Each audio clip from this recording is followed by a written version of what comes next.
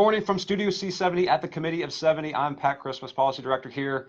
In 2 weeks, we have an election, big local election here in Philadelphia and across the state. Mayor, all of City Council, row offices, judicial office. Now, these are local judicial candidates and 2 state-level appellate seats on the ballot and ballot questions. So, as relentless as those headlines at DC are, we got to remember that local politics matters, local governance matters a great deal in our daily lives, and we got to be ready to vote. So that's November 5th on a Tuesday, and in getting ready, we are having folks running for council come to the office this morning. Today we have Council Member David O. All right, thank you very much. Welcome. Hello, all right, everybody. All right. So we got about 15 minutes here. We're going to see how much ground we can cover. I'm going to start with a big question. Council Member, do you think the city's on the right track or the wrong track? Not so much.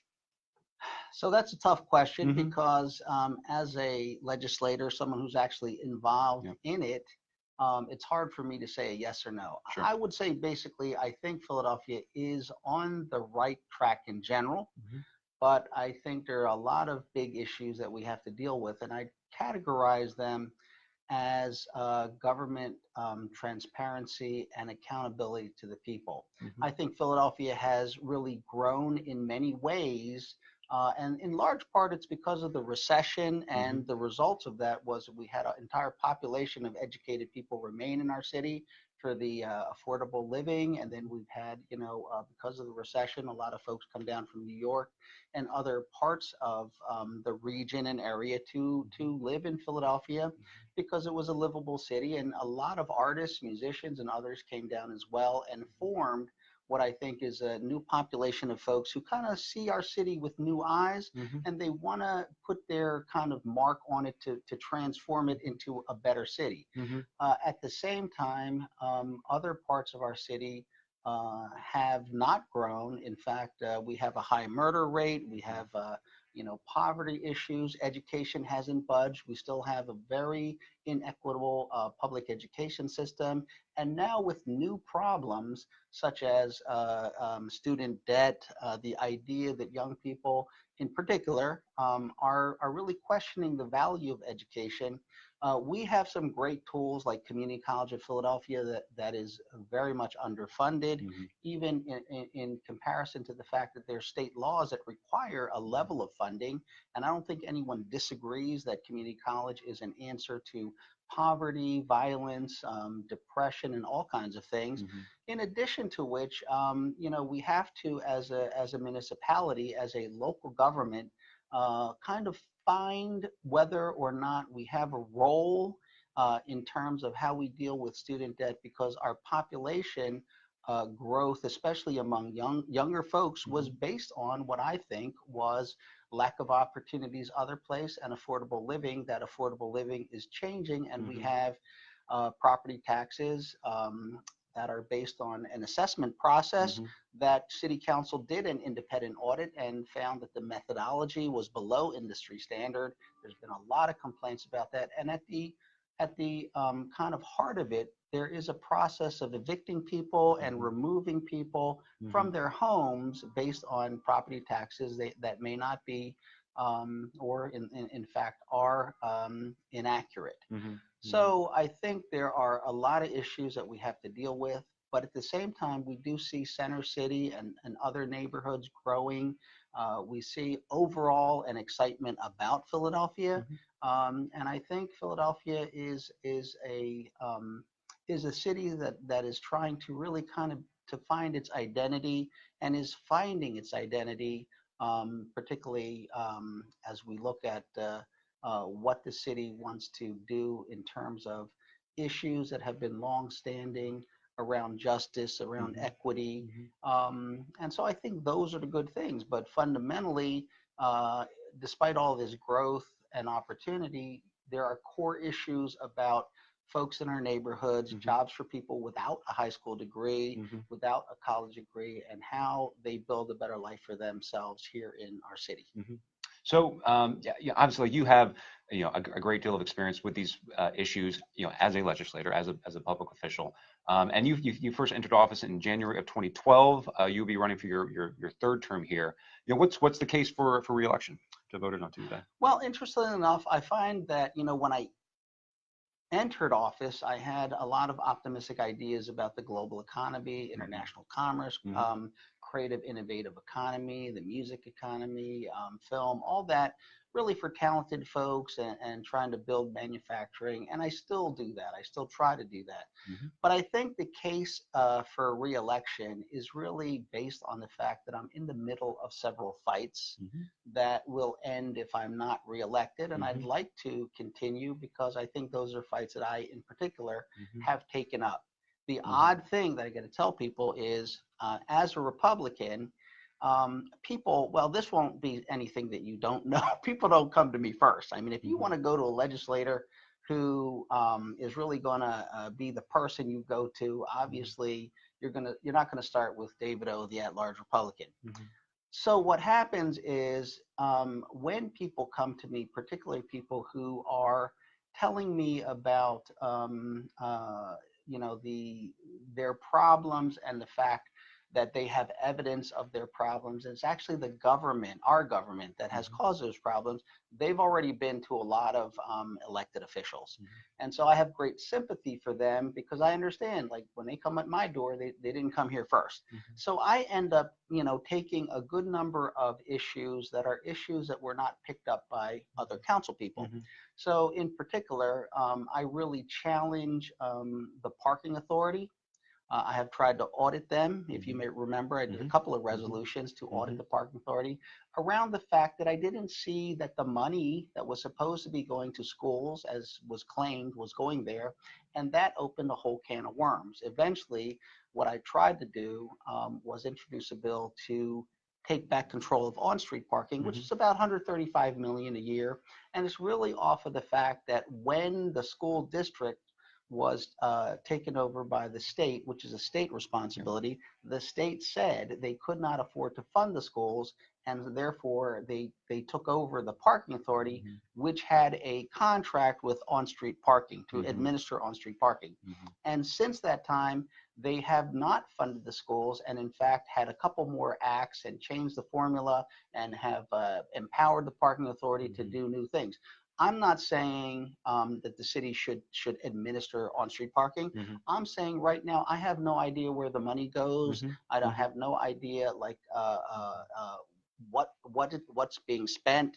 What I do know is based on the original takeover, the parking authority was supposed to fund the schools, and this was the argument that they made in court: $45 million per year, which over 16 years of the SRC, School Reform Commission, would have been $720 million. But the schools only received 89.9. And yes, the formula have changed, but fundamentally, it's the consumption by the parking authority. Yes, they got to pay their bills and pay their people, but the excess money, where is it? What's happening to it? I think there's a good $50 to $60 million per year that could fund our schools and fund our city and save us and the taxpayers the additional taxes that are being put upon the people of this city. And particularly, I just like to remind everybody that everybody's got to pay these taxes. And so the poor in particular are very affected by increased taxes, such as property assessments or other things that people may not mind, like the soda tax, but really focus and concentrates on people who don't have much choice and are buying sodas and things like that. So unnecessary taxes. So if we were getting money from the parking authority, what are the things that we could do? And how much could we leave in the pockets of people who really need that money? And there are a bunch of things that I think we need to fund. And so that's one fight. Another thing that has been in the paper, I think not exactly correct, is among the people who have come to me are particularly single mothers who have brought evidence that they are what called not at fault parents. So they've never been accused or alleged to have done anything wrong to their children, negligent or harmful. Yet there's a process where their children are removed from them, put into foster care, and years go by.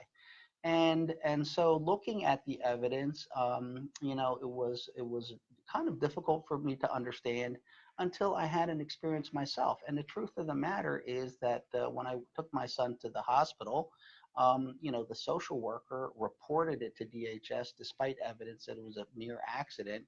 DHS came out to my house and did a wonderful job. They were prompt, they were professional, so I didn't have a problem. But being that I thought that, I should talk to the hospital about the social worker, maybe she had a bad day, something like that. I ended up talking to the hospital executives, and they told me basically that they train their staff to use gut instinct, which is just a big problem. There's never a process that is a legitimate process that is based on gut instinct. Everything has to be based on evidence. And so I went to talk to our city about it, and they confirmed that they thought that was fine and that's the law. And I said that's not the law, and we have gone into that. And so I think it is important. Department of Human Services does a very important job. There's a lot of very committed people. I know it's a tough job. That doesn't mean we shouldn't fix the problems that are there, because ultimately we all want what's best for children and for families. Another thing that I have kind of taken up as well is equity in education and going beyond our public schools best practices into community college and college. Because if there are young people who are in high school, for example, and they have no way to actually go to college, they can't afford it, they can't pay for it, it doesn't encourage them. And so community college and the proper funding of community college, which is really based on state law that says the city, and this is for any county in Pennsylvania, is required to fund at least 1/3 the operating budget of a community college. And then what the state did is they're supposed to cover 1/3, but whatever third they don't cover, the city is supposed to cover. And so, we have shorted community college over the last 20 years about $326 million. That would have made a great impact on our community, on our city. The other part of it is that the tuition that students pay should not be as a whole greater than 1/3 the operating budget. And so right now it's about 55% going towards 60%. And so students are paying 22% as aggregate, greater than they should. And this affects people. Now, if you can go to another institution, maybe different types of programs, studies, things like that, well, nowadays it's so expensive.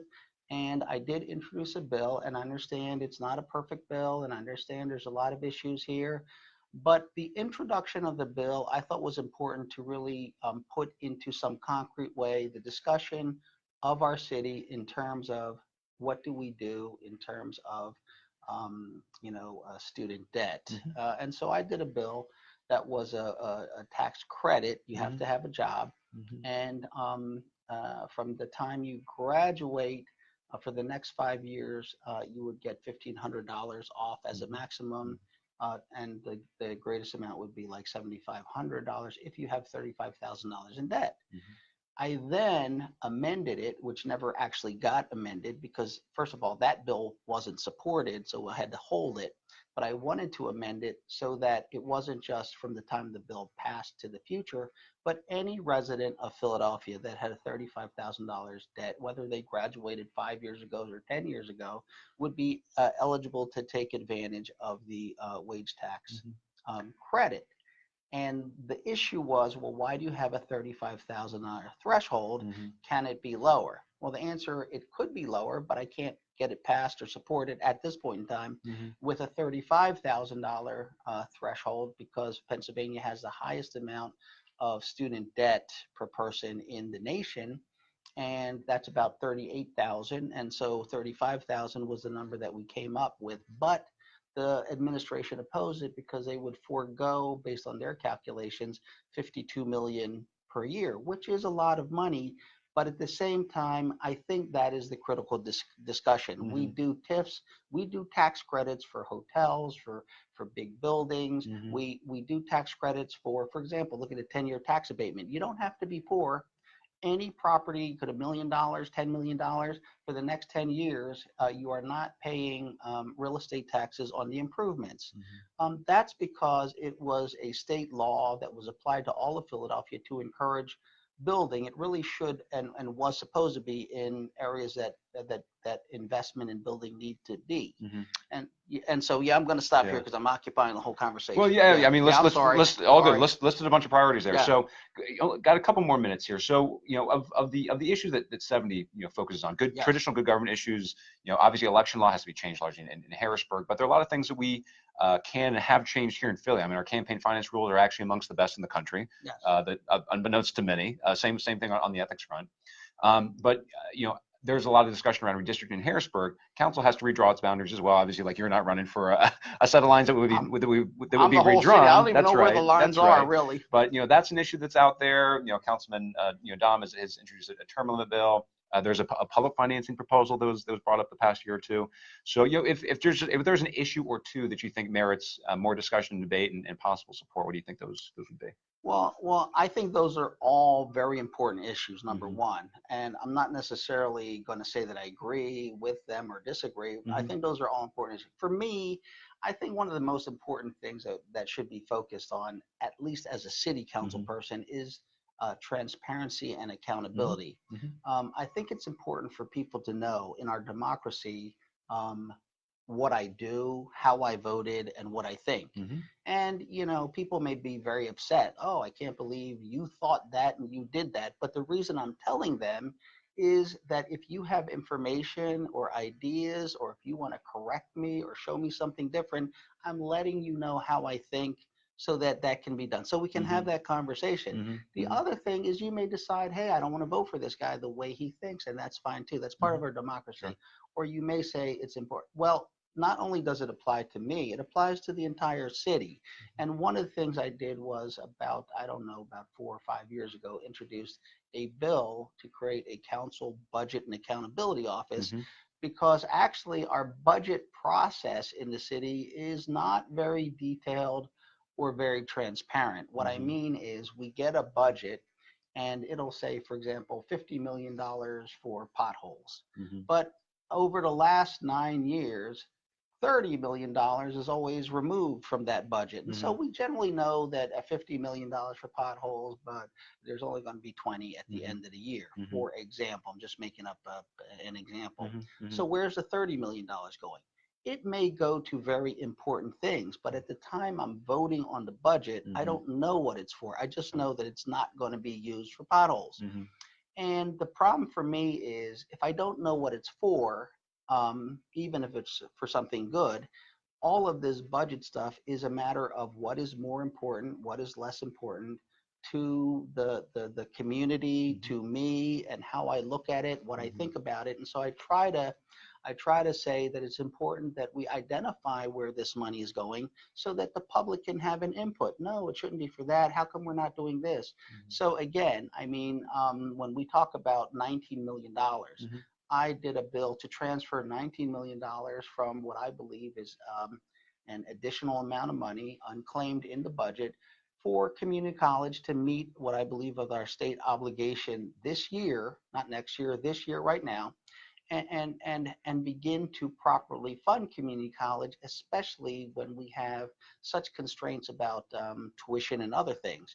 But $19 million has been used for what? I have to line it up against all the other places money has gone, and the people have to have an idea of, okay, well, we think Councilman O's right, or we think he's wrong, or we should use it for something else.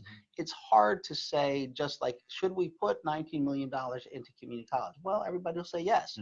Compared to what? And that's where we get into the issue. So I think a transparency and accountability, and the fact that instead of getting a budget proposal, at the beginning of the year and have a few months to go through it, we should have regular reports of how money is being spent, whether it's being used well, to what extent it's effective, not just for me to make decisions, but for people to follow along and say, hey, Councilman, that program or that department wasn't really doing well, or that one's doing super great. And I think there's a million ideas out there. I'll just throw out one that we talked about just a couple of days ago, our public libraries, free libraries. I mean, does it need more money? Absolutely. From where do we draw it, and what do we do? One of the things that I've always pushed, and it's been unpopular, is the fact that you return your library books and things like that on time.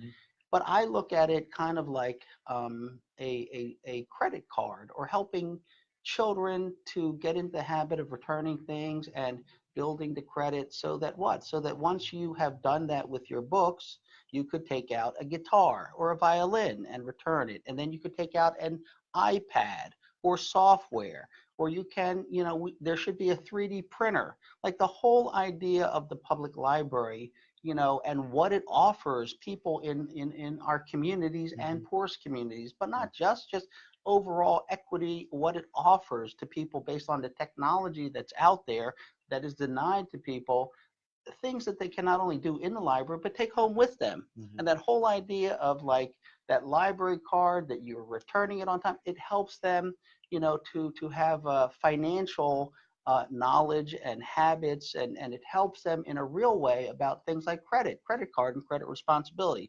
So these are things like just an idea that a lot of people probably thought of, that we can discuss as to how to actually address some of the core issues about poverty, violence, and other issues that we face in our city. Yeah. All righty. Well, we're out of time. Okay. Councilmember David O, thank you so much. Thank you very much. On the ballot on Tuesday, November 5th. Again, big election. Make sure you're out there. For nonpartisan resources to learn more about Councilmember O, other candidates, critical voting procedures, go to 70.org. For those of you who want to keep all these resources on your phone, the We Vote app is available wherever you download your apps. See you on Election Day. All right.